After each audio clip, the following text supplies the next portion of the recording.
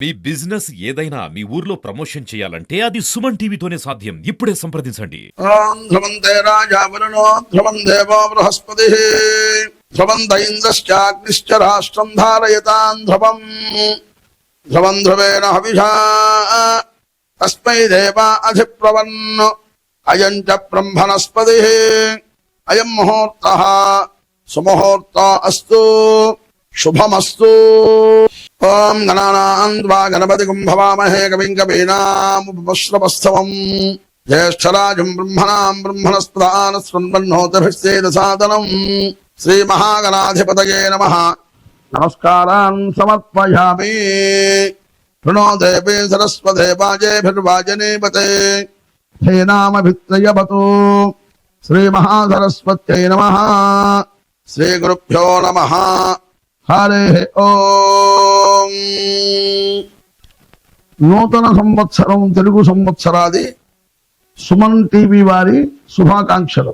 సమస్త ప్రజలు కూడా ఆనందంగా ఉండాలని, విశేషముగా జీవించాలని, ఎటువంటి రుగ్మతులను తొలగిపోవాలని సుమన్ టీవీ వారి తరఫున ఉగాది నూతన సంవత్సర తెలుగు సంవత్సర శుభాకాంక్షలు. ఈ ఉగాది అనగా మనకి ఆంధ్ర రాష్ట్రాలు రెండు కూడా విశేషంగా మంచి పండగ. మొట్టమొదటి పండగ ఉగాది, నూతన సంవత్సర పండగ. ఈ ఉగాదిలో పంచాంగ శ్రవణం అనేది చాలా విశేషమైనది. ఈ పంచాంగం అనేది మన జీవితం అంతా కూడా ఈ సంవత్సర పర్యంతం మంచి చెడు శుభాలు అశుభాలు అన్ని చూపించేదే పంచాంగం. కాబట్టి అటువంటి పంచాంగ శ్రవణాన్ని ఎవరైతే వింటారో వారికి శ్రీ కళ్యాణ గుణావహం రిపుహరం దుష్ప్రదోషాపహం గంగా స్నాన విశేష పుణ్య ఫలదం గోదాన తుల్యం రుణా. ఈ పంచాంగం విన్న వాళ్ళకి కళ్యాణకరం, శుభప్రదం, ఆనందకరం. గంగా స్నాన విశేష పుణ్య ఫలదం. గంగా స్నానాలు చేస్తే ఎంత పుణ్యం కలుగుతుందో అటువంటి పుణ్యం ప్రాప్తిస్తుందని వేదం. ఆయుర్వృద్ధి ఉత్తమం శుభకరం సంతాన సంపత్ప్రదం. ఆయుష్ మంచిగా వృద్ధిగా ఉంటుంది. ఆయుష్ వృద్ధిగా అన్న ఉపయోగం లేదండి. ఆ ఆయుష్ ప్రతి వాళ్ళకి వేరే వాళ్ళకి ఉపయోగపడేట్టుగా ఉండాలి. ఎవరన్నా చూసినా మనల్ని వాళ్ళు చేసే పనులు చాలా మంచివి, అటువంటి వాళ్ళు ఇంకా మన ఆయుష్ కూడా పోసుకొని జీవించాలి అని ఆశీర్వచనం ఇస్తూ ఉండాలి. అలా ఆయుష్ వృద్ధి అవుతుంది. సంతాన సంపత్ప్రదం. సంతానం లేని వారి నూతన మధువులకు సంతానం కలుగుతుంది. ఆయుర్వృద్ధ్యముత్తమం శుభకరం సంతాన సంపత్ప్రదం నానాకర్మ సుసాధనం సముచితం పంచాంగమాకర్ణ్యతాం. మనం ఏ పని చేసినప్పుడు కూడా ప్రపంచమంతా కొనియాడుతూ ఉంటుంది. అలా చేయాలి ఎవరు ఏ పని చేసినప్పుడు కూడా అని. ఆ పంచాంగం వినదాని వల్ల ఇవన్నీ ప్రాప్తిస్తాయని వేదం. ముందుగా శ్రీ క్రోధినామ సంవత్సర పంచాంగ శ్రవణం. క్రోధినామ సంవత్సరము అంటే పార్వతీ పరమేశ్వర సంవత్సరం. ఈ సంవత్సరం దీని పేరు. అందరూ కూడా ఆ పార్వతీ పరమేశ్వర అనుగ్రహాన్ని పొందుతూ ఈ సంవత్సరం ఆనందంగా జీవిస్తారు. రాజా నీరసాధిపతి కుజుడు, మహారాజు నీరసాధిపతి మనకి ఈ సంవత్సరం కుజుడైనాడు. మంత్రి సేనాధిపతి అర్ఘ్యాధిపతి మేఘాధిపతి శని, ధాన్యాధిపతి చంద్రుడు, రసాధిపతి గురువు. నవనాయకులలో 7గురికేమో అశుభాలు, 2 శుభాలు. 7 పాపులు, 2 మాత్రం శుభగ్రహాలుగా ఉన్నారు. ఈ సంవత్సరం మనకి 2 ఆధిపత్యాలు మాత్రమే శుభులకు వచ్చాయి, 7 ఆధిపత్యాలు పాపులకు వచ్చాయి. కాబట్టి మన తెలుగు రాష్ట్రాలు సామాజికంగా ఉంటాయి. ఈ సంవత్సరం విశేషంగా ఉండడానికే వీల్లేదు. యోగము కూడా తక్కువగా ఉంటుంది. ప్రజలు భయభ్రాంతులై జీవిస్తూ ఉంటారు. రాజకీయ నాయకులు పరస్పర వైరముతో క్రోధముతో ఉంటూ ఉంటారు. అందువలన ప్రజలు అశాంతితో జీవిస్తూ ఉంటారు. అశాంతి పోవటానికి ప్రజలు తీర్థయాత్రలు, గంగా స్నానాలు, గోపూజలు, ఆలయ ప్రదక్షిణాలు, రుద్రాభిషేకములు, దానాలు, ధర్మములు చేయిస్తూ ఉంటారు. బ్రాహ్మణోత్తములు, పీఠాధిపతులు ఈ అశాంతి పోవటానికి రుద్రయాగాలు, చండీయాగాలు చేయిస్తూ ప్రజల్ని కొంచెం శాంతి పరిచేట్టుగా ఆనందంగా ఉండేట్టుగా అనుగ్రహిస్తూ ఉంటారు.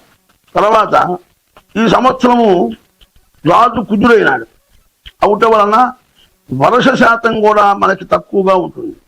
రైతాంగం కొంచెం ఇబ్బంది పడటానికి కూడా బాగా ఆస్కారం ఉంటుంది ఈ సంవత్సరం. రైతులు ఇబ్బంది పడుతుంటే రాష్ట్రం అంతా దుర్భిక్షంగా ఉంటుంది.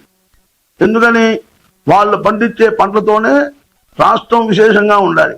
అందుకని వాళ్ళు ఇబ్బంది పడకుండా రాజకీయ నాయకులు వాళ్ళకి రకరకాలైన పథకములు అందజేస్తూ వాళ్ళని కొంచెం సంతోష పెడుతూ దుఃఖపడకుండా కాపాడుతూ ఉంటారు. రైతాంగం ఆనందంగా ఉంటుంటే మనం కూడా ఆనందంగా ఉంటాం.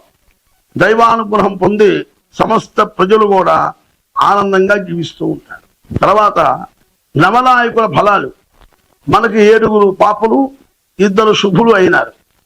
ఈ నవనాయకుల మండలిలో ఎవరు మనకేం చేస్తారు, రాజు ఏం చేస్తాడు, మంత్రి గారు మనకేం చేస్తారు. ఈ సంవత్సరం రాజా సస్యాధిపతి నీరసాధిపతి కుజుడు అగుట వలన విరోధాలు ఎక్కువగా ఉంటాయి. అగ్ని భయం, క్షోర భయం, రోగ భయం, భూ ఆక్రమణాలు, వైరాలు, పరస్పరంగా వైరం, ఒకరినొకరు దూషించుకోవటం. రైతాంగానికి మాత్రం కొంచెం అనుకూలంగా దృష్టి పడుతుంది. కందులు, మిర్చి, శనగలు, ఎర్రని భూములు, ఎర్ర చంద్రము, పగడము, బంగారం మొదలగునవి సమృద్ధిగా లభిస్తాయి ఈ సంవత్సరం మనకి.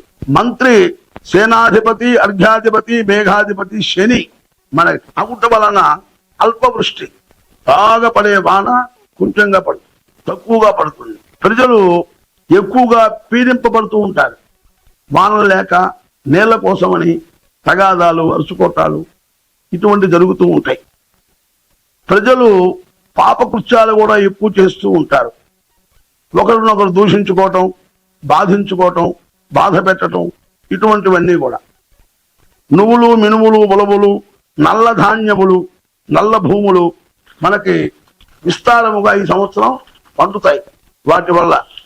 తర్వాత ధాన్యాధిపతి చంద్రుడు అవుట వలన పశువులు బాగా పాలిస్తాయి. ఆరోగ్యవంతులై పిల్లకాయలు మంచి ఆరోగ్యవంతులుగా జీవిస్తూ ఉంటారు. సస్యానుకూలం, రైతులకి మనకి వాన పడితే బాగుంటుందే అనుకునే సమయంలో ఆ భగవంతులు వాళ్ళకి వాన కురిపించేట్టు చేస్తూ ఉంటారు. కాబట్టి రైతులు కొంచెం ఆనందంగానే ఉంటారు. మెట్ట భూములు, మాగాని భూములు బాగా పండుతాయి కూడా. దేశం కూడా కొంచెం సుభిక్షంగానే ఉంటుంది. రసాధిపతి గురువు అవుట వలన బాగా వర్షములు కురియడం, ఫలవృక్షాలు, పండ్లు వస్తాయి, బాగా ఉత్పత్తి ఎక్కువగా ఉంటుంది ఫలవృక్షాలు. పశువులకు కూడా గ్రాసం, పశువులకు ఎటువంటి ఇబ్బంది లేదు, మంచి గ్రాసం కలుగుతుంది, బాగా పాలిస్తుంటాయి, ఆనందంగా ఉంటాయి. తర్వాత 4/5/2024 నుండి కత్తెర ప్రారంభమవుతుంది. శనివారం 4/5/2024 శనివారం నుండి 28/5/2024 గురువారం వరకు వాస్తు కత్తిర. ఆ సమయాల్లో ఎటువంటి ఇల్లు కట్టడం కానీ, గృహప్రవేశాలు చేయటం కానీ, శంకుస్థాపనలు చేసుకోవటం కానీ, స్లాబులు పైటాలు కానీ ఇటువంటివేవి ఉండవు. తర్వాత శుక్రమౌఢ్యమి 2/5/2024 గురువారం నుండి 7/7/2024 ఆదివారం వరకు శుక్రమౌఢమి సంభవిస్తుంది. ఈ సమయాల్లో ఎటువంటి శుభకార్యాలు కూడా జరగవు. తర్వాత గురుమూఢమి 5/5/2024 ఆదివారం నుండి 1/6/2024 శనివారం వరకు గురుమూఢమి సంభవిస్తుంది. ఆ సమయంలో కూడా ఎటువంటి శుభకార్యాలు కూడా జరగవు. తర్వాత ఇంకొక శుక్రమూఢమి ప్రారంభమైంది. 17/3/2025 సోమవారం నుండి 28/3/2025 శుక్రవారం వరకు ఇంకొక శుక్రమూఢమి కూడా కలుగుతుంది ఈ సంవత్సరం. తర్వాత పుష్కరం, మనకి నర్మదా నది పుష్కరాలు ఉన్నాయి ఈ సంవత్సరం. శ్రీ క్రోధినామ సంవత్సర చైత్ర బహుళ అష్టమి బుధవారం అనగా 1/5/2024 మధ్యాహ్నం 1:14 దేవగురువు బృహస్పతి వృషభరాశి యందు ప్రవేశిస్తారు. ఆ సమయంలో పుష్కరం ప్రారంభమవుతుంది. 1/5/2024 నుండి 12/5/2024 వరకు 12 రోజులు సార్థత్రికోటి తీర్థరాహిత సహిత నర్మదా నది పుష్కరం ప్రారంభమవుతుంది. కాబట్టి అందరూ ఈ 12 రోజులు పుష్కర స్నానాలు చేసి ఆనందంగా ఉంటారు.